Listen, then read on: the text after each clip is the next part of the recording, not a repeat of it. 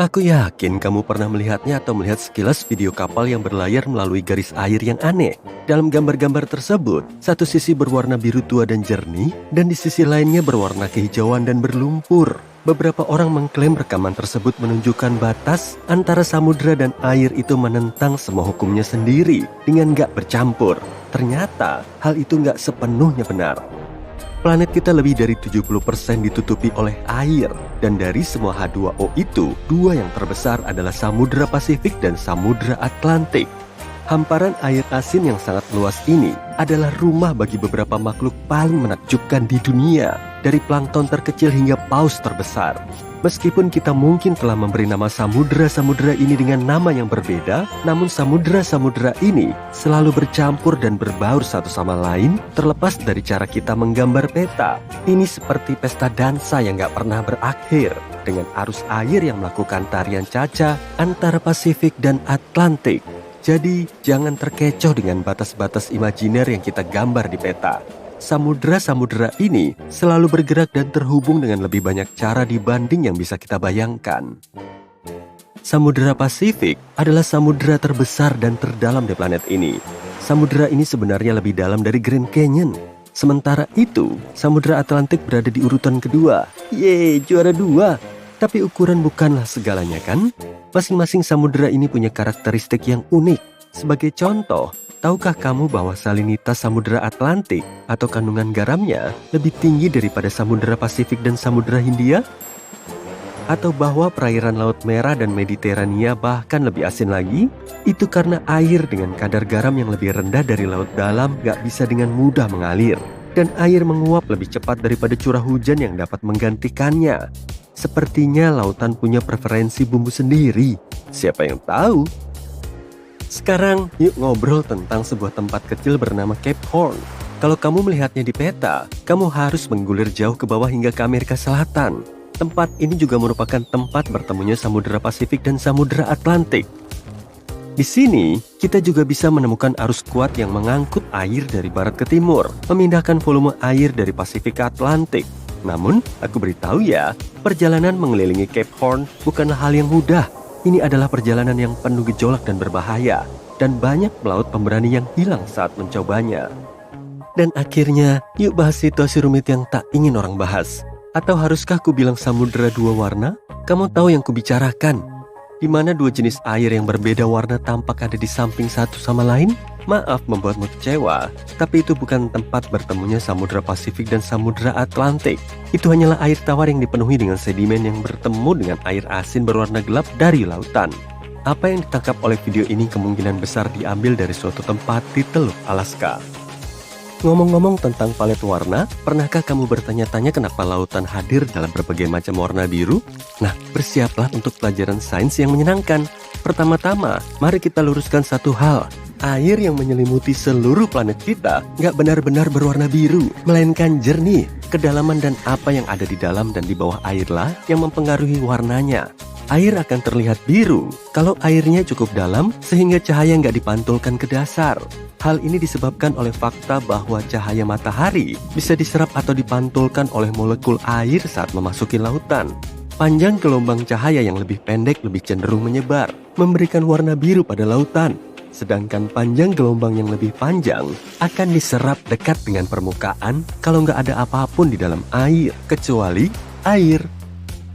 Tapi bukan itu saja loh, dasar laut dan partikel-partikelnya juga bisa mempengaruhi warnanya.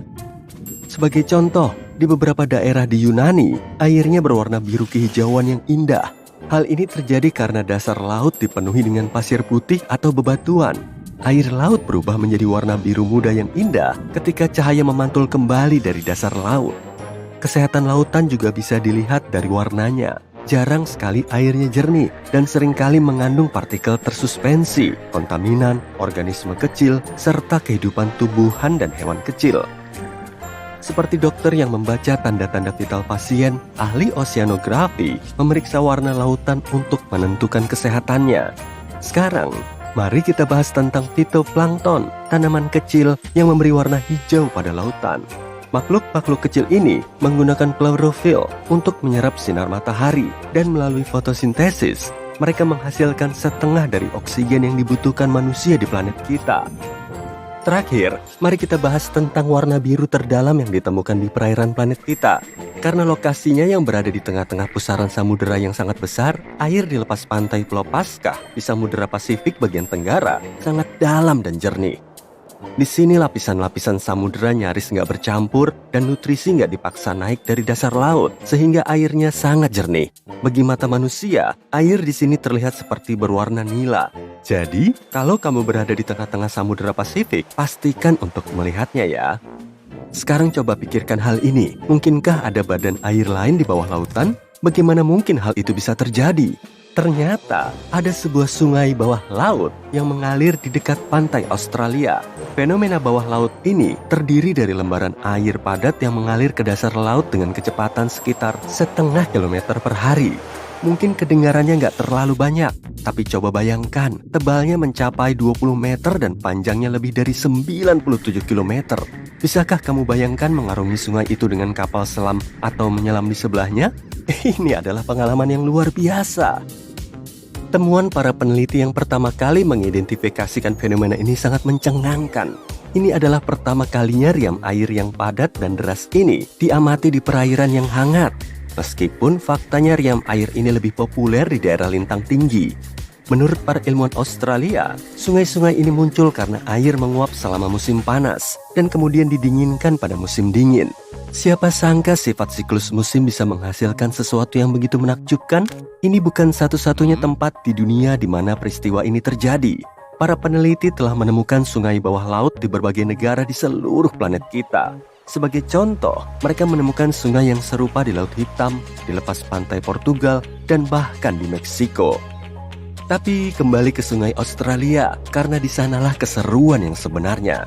Para peneliti menggunakan Seafaring Glider untuk mengungkap penemuan yang menakjubkan ini.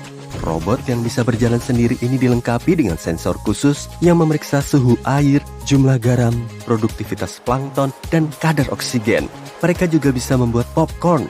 Enggak, hanya bercanda kok. Mereka bisa bekerja di bawah air tanpa jeda hingga 8 bulan.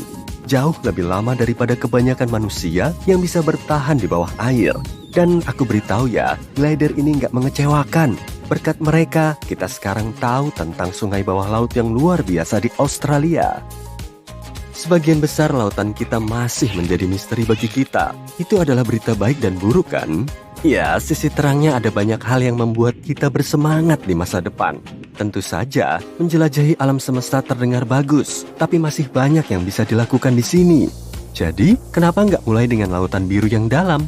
Mengenai informasi yang belum diketahui oleh para ilmuwan, jangan khawatir, mereka nggak hanya duduk-duduk ongkang-ongkang kaki. Melalui penjelajahan kuno yang baik, kita belajar lebih banyak tentang rahasia laut. Pada 2021, kita baru memetakan sekitar 20% dasar laut menggunakan sistem sonar berteknologi tinggi yang dipasang di kapal. Itu sangat banyak. Tapi kalau kamu mempertimbangkan bahwa dasar laut AS saja lebih besar daripada 50 negara bagian yang digabungkan, kamu bisa lihat jalan yang harus ditempuh masih sangat panjang. Dan jangan lupakan semua makhluk menakjubkan di bawah sana. Para ilmuwan menduga ada sekitar 1 juta spesies yang berbeda di lautan. Dan sebagian besar masih menunggu untuk ditemukan.